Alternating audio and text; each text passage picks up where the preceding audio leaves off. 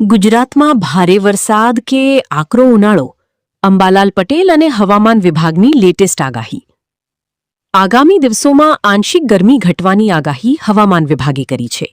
તો બીજી બાજુ હવામાન નિષ્ણાત અંબાલાલ પટેલના જણાવ્યા મુજબ 24 મે સુધી ગુજરાતના અનેક વિસ્તારોમાં ગાજવીજ સાથે વરસાદી માહોલ સર્જાવાની આગાહી કરી છે. ગુજરાતમાં હાલ ઉનાળાની સિઝન ચરમસીમાએ પહોંચી છે. હવામાન વિભાગ આઈએમડીના વેધર રિપોર્ટ મુજબ સમગ્ર રાજ્ય, દીવ, દમણ તેમજ દાદરાનગર હવેલીમાં હવામાન મુખ્યત્વે સૂકું રહ્યું છે. સૂર્યનારાયણના પ્રકોપના કારણે મોટાભાગના શહેરો અગનભઠ્ઠીમાં ફેરવાયા છે અને મહત્તમ તાપમાનમાં નોંધપાત્ર વધારો જોવા મળી રહ્યો છે. આ સાથે આગામી દિવસોમાં આંશિક ગરમી ઘટવાની આગાહી હવામાન વિભાગે કરી છે. તો બીજી બાજુ હવામાન નિષ્ણાત અંબાલાલ પટેલે રાજ્યમાં આગામી દિવસોમાં પ્રી મોન્સૂન એક્ટિવિટી સક્રિય થવાની આગાહી કરી. તેમના જણાવ્યા મુજબ 24 મે સુધી ગુજરાતના અનેક વિસ્તારોમાં ગાજવીજ સાથે વરસાદી માહોલ સર્જાઈ શકે છે.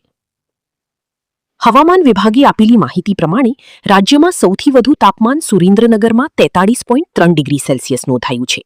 આ ઉપરાંત દક્ષિણ ગુજરાત અને કચ્છના વિસ્તારોમાં પણ ગરમીનો પારો સતત ઉપર જઈ રહ્યો છે.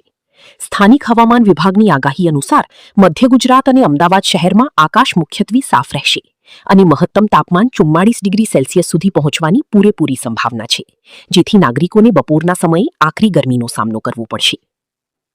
હવામાન વિભાગ આઈએમડીના અહેવાલ મુજબ આગામી 7 દિવસમાં ગુજરાતમાં હવામાન મુખ્યત્વે સૂકું રહેશે.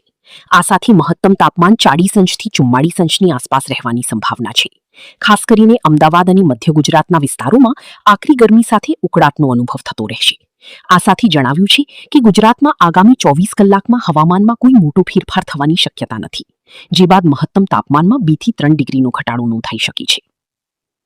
આ તરફ ગરમીના પ્રકોપ વચ્ચે રાહતના સમાચાર પણ સામે આવ્યા છે. હવામાન વિભાગના સત્તાવાર બુલેટિન અનુસાર દક્ષિણ પશ્ચિમ ચોમાસું સાઉથ વેસ્ટ મોન્સૂન આગળ વધવા માટે સાનુકૂળ વાતાવરણ સર્જાઈ રહ્યું છે. આગામી દિવસોમાં ચોમાસું દક્ષિણ અરબી સમુદ્ર અને બંગાળની ખાડી તરફ પ્રગતિ કરે તેવી સંભાવનાઓ જોવામાં આવી રહી છે.